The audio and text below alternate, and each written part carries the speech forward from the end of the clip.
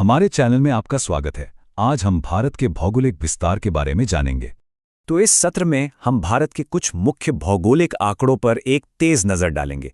ये परीक्षाओं की तैयारी के लिए या बस अपनी सामान्य जानकारी को और पुख्ता करने के लिए बहुत काम आ सकता है।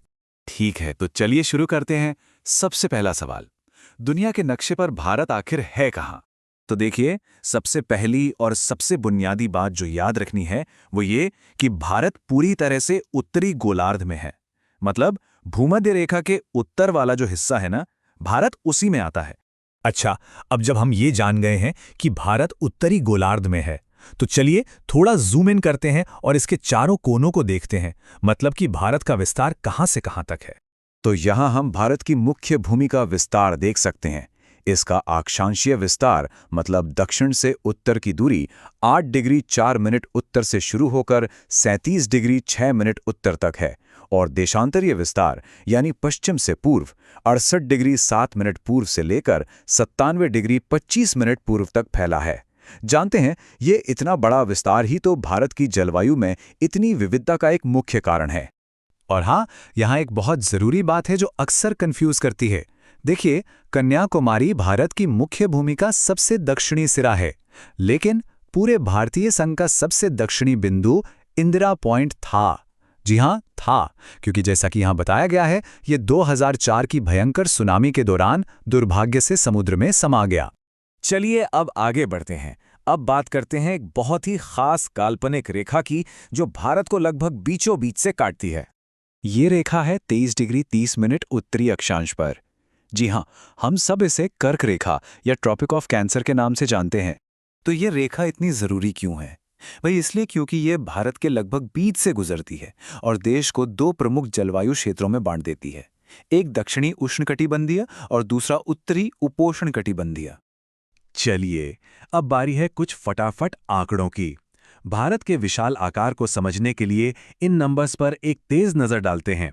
तो सबसे पहले भारत का कुल क्षेत्रफल ये है 32.8 लाख वर्ग किलोमीटर। जरा सोचिए कितना बड़ा एरिया है ये। अब अगर इसे पूरी दुनिया के लिहाज से देखें तो ये कितना है? तो सुनिए, ये विशाल क्षेत्र दुनिया के कुल ज्योग्राफिकल एरिया का 2.4% है। मतलब दुनिया की कुल जमीन का लगभग 2.5% हिस्सा भारत है। और अपने इसी आकार की वजह से क्षेत्रफल के हिसाब से भारत दुनिया का 7वां सबसे बड़ा देश है, रूस, कनाडा, चीन जैसे देशों के ठीक बाद। अब बात करते हैं सीमाओं की। भारत की जो स्थलीय सीमा है, मतलब वो बॉर्डर जो हम अपने पड़ोसी देशों के साथ जमीन पर शेयर करते हैं, वो कुल मिलाकर 15,200 किलोमीटर लंबी है। और अगर हम समुद्री तट की बात करें तो अंडमान और निकोबार के साथ साथ लक्षद्वीप जैसे द्वीपों को मिलाकर भारत की तटरेखा की कुल लंबाई 7,516.6 किलोमीटर है। ये एक बहुत ही लंबी कोस्टलाइन है जो व्यापार और सुरक्षा दोनों ही लिहाज से बहुत जरूरी है। तो हमने सीमाओं की बात कर ली। अब देखते हैं कि इन सीमाओं के पार कौन कौन है, मतलब भारत के पड़ोसी देश कौन कौन से हैं। तो देखिए, भारत की सीमाएं कई देशों से मिलती हैं। अगर हम ज़मीनी पड़ोसियों की बात करें तो वो है पाकिस्तान, अफगानिस्तान, चीन, नेपाल, भूटान, बांग्लादेश और म्यांमार। और अगर समंदर के पार देखें तो हमारे पड़ोसी हैं श्रीलंका और मालदीव। और हाँ, श्रीलंका की बात करें तो भारत और श्रीलंका को समंदर का एक संकरा सा चैनल अलग करता है। इसे पाक जलडमरू मध्य या पाल्क स्ट्रेट कहते हैं, ये नाम याद रखिएगा। और आखिर में देश के अंदर की बात करते हैं। प्रशासनिक तौर पर भारत 28 राज्यों और 8 केंद्र शासित प्रदेशों में बटा हुआ है, और ये सभी मिलकर भारतीय संघ बनाते हैं। तो ये थे वो सारे आंकड़े और स्थान जो मिलकर दुनिया में भारत की जगह को तय करते हैं।